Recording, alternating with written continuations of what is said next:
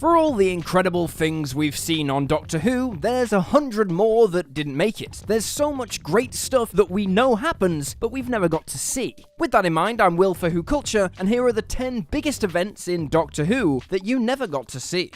10. Davros and the Nightmare Child. Davros is the mad scientist from Skaro who created the Daleks during the Khaled-Thal War. An explosion in his lab resulted in devastating injuries that should have killed him, save for the chariot he rode in keeping him moving. He has a power to continue returning either from death or near-death experiences, as his encounter with the Nightmare Child will attest. In the early days of the Time War, Davros encountered the Nightmare Child at the gates of Elysium. The child was said to have jaws big enough to swallow Davros' ship whole. So much of the Time War has occurred off screen for several reasons. Budget aside, there is simply so much to depict, from the Daleks' constant attacks on Gallifrey to the destruction of the races who got caught in the middle of the last great Time War. Of course, that also lends it a bit more mystery, which is hardly a bad thing. 9. 12 meeting the other Doctors. During the events of Day of the Doctor, Gallifrey is facing total ruin as a million Daleks hover over the planet, doing their very best to exterminate all life below. Far across the universe, the War Doctor ponders the moment, a sentient weapon that will allow him to wipe out the Daleks, though this would destroy the Time Lords as well. Thanks to temporal intervention, this version of the Doctor is stopped from detonation by the 10th and 11th Doctors, and the three of them hatch a new plan. Freeze Gallifrey in a moment of time. However, those calculations would take hundreds and hundreds of years to complete, but the Doctor has a TARDIS, and this time there's 3 of them. In a thrilling moment, all of the Doctor's former regenerations arrive to help, along with the attack eyebrows of one of the future regenerations, Mr. Capaldi himself. These meetings, wherein the fact of the situation would need to be explained to each version of the Doctor, were not shown on screen for obvious reasons, yet it really is something to imagine a room that contained so many different versions of the Time Lord all talking over one another. 8. The Doctor leaves Gallifrey. The opening moments of The Name of the Doctor depict Clara Oswald falling through what the audience learns to be the Doctor's timeline. One moment shows her coming face to face with the First Doctor, featuring archived, colorized footage of William Hartnell. While this was an absolute treat for fans, it also served as a great tease. The actual moment of departure from Gallifrey has never been shown on screen, with countless allusions to this monumental piece of history throughout the show. The 10th Doctor reflects on it with Captain Jack and Martha, describing how he ran away from the untempered schism after seeing it as a child. The Name of the Doctor suggests that Clara helped give the Doctor a nudge in the direction of his TARDIS, as he very nearly left in an entirely different machine. While there is something to be said for leaving well enough alone, it is just too tantalizing not to show the Doctor's last day on Gallifrey on screen, although for every ending there's a beginning, which leads us directly onto our next entry. 7. The TARDIS chooses the Doctor. Despite it seeming like Clara was the one to give the Doctor a nudge in the direction of the TARDIS, it was in fact the TARDIS herself who chose the Time Lord to begin with, as she manages to explain in The Doctor's Wife. The beautifully scripted episode by Neil Gaiman expands on their relationship, revealing that it was she who picked him all those years ago. One must also remember that Clara was only able to travel through the Doctor's time stream thanks to entering the TARDIS to begin with. The old police box may have faded and expanded at that stage, yet it was still strong enough to keep its shape and hold the Doctor's grave within. In all of space and time, the Time Lord has grappled with, fought with, regenerated and flirted with that silly old box of his. He has many names for her, though sexy seems to be her personal favourite. We've seen their relationship as it is hundreds of years after their meeting, so the moment of their first encounter is a crucial moment in Whovian history yet to be revealed.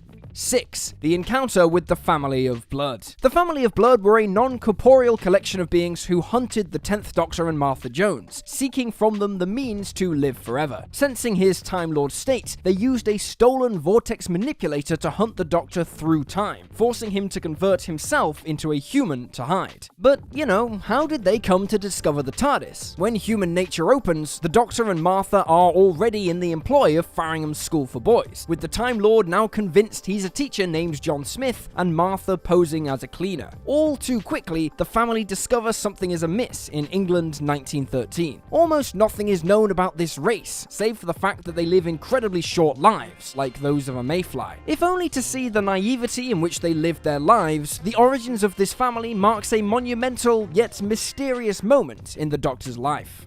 5. Raising a family. Susan Foreman is the Doctor's granddaughter, even if various writers and producers behind the scenes of the show would rather that was not the case, as the producers didn't want audiences to think that the Doctor had ever fathered children. However, father them he did, something that is more than suggested by the very existence of Susan and confirmed by the 10th Doctor. However, like so many other Time Lords and other beings, the Doctor's family has long since died. What exactly happened to them is still a mystery. It's possible they perished in the Time War, while they could have been hunted as a way to reach the meddlesome traveller himself. While the depiction of a blood family might be a bit jarring at this stage in the Doctor's history, it could be no more jarring than the revelation that the Doctor herself was the origin of all of Gallifrey's regeneration abilities. With this being revealed, are the descendants of the Doctor, like the Doctor themselves, remnants of a species that is from somewhere entirely mysterious in the universe? Who and where are they?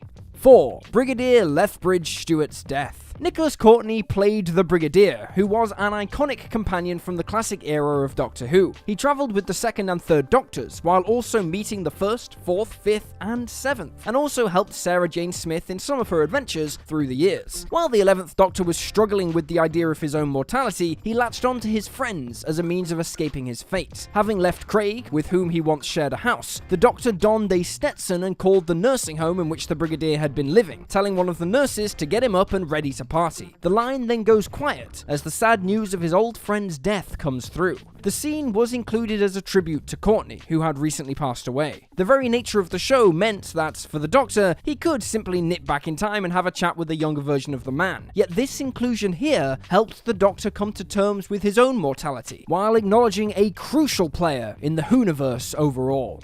3. The Sontaran-RUTAN War. This war between these two species was once described by the Doctor as a pointless waste of time, as the Sontarans were simply obsessed with the fight and not the victory. While the Doctor has witnessed several battles as part of the war on Earth, the actual fighting has never been shown on screen. The Sontarans even managed to harbour a grudge against the Time Lords as a species for ensuring that the last great Time War was time-locked, meaning that species without time travel technology could not fight. The war with the Rutans, on the other hand, was at least several centuries old, although a definitive start date has never been identified. Different witnesses give different dates, with as early as 8000 BC suggested as a beginning, while other accounts place the start in the 26th century. The latter is less likely, as in 2009 AD, the Sontarans attempted to conquer Earth by using Atmos sat-nav devices. The end goal was to convert the planet into a new hatchery for Sontaran clones to fight, which suggests that the war had already been raging for millennia before this date. 2. SHADA, the full original serial. SHADA is one of the most infamous stories in Whovian history. Written by Douglas Adams, the Hitchhiker's Guide to the Galaxy guy, the story was meant to close the 17th season of Doctor Who, with Tom Baker and Lalla Ward in the TARDIS. However, production was halted by a strike, with roughly 50% of the serial completed at that time. John Nathan Turner would attempt to reuse the material, though sadly it fell through. Footage was used in The Five Doctors to explain Baker's absence from the special, while an audio version was produced by Big Finish, featuring the 8th Doctor instead of the 4th. An abridged version was also released on VHS, though it received mixed reviews. The story was eventually completed using the existing footage and new animated scenes, voiced by the original actors using equipment that had been present at the time of filming. As it stands though, there is no complete filmed recording of the script as it originally was envisioned. However, Douglas Adams suggested that that may have been for the best. With all the messing around with it, he really wasn't very fond of it in the end. 1. The 2nd Doctor's regeneration. By the close of The War Games, the Doctor is put on trial by the Time Lords and forced to regenerate. The last shot of Patrick Troughton that the audience saw was the man twirling around in a circle, fading off into the black. The next time the Doctor would be seen, John Pertwee would be stepping out of the TARDIS in full colour. It is the only regeneration to date that has never been shown in any medium at all, with the 8th Doctor finally receiving his big scene in The Night of the Doctor, and the 9th Doctor technically appearing in The Day of the Doctor. And there you have it, folks, the 10 biggest events in Doctor Who that you never got to see. Feel free to drop this video a like if you enjoyed it, and drop me a follow on Twitter @YouSlyDogU. I'm Will for Who Culture, thanks for hanging out, and I'll see you next time.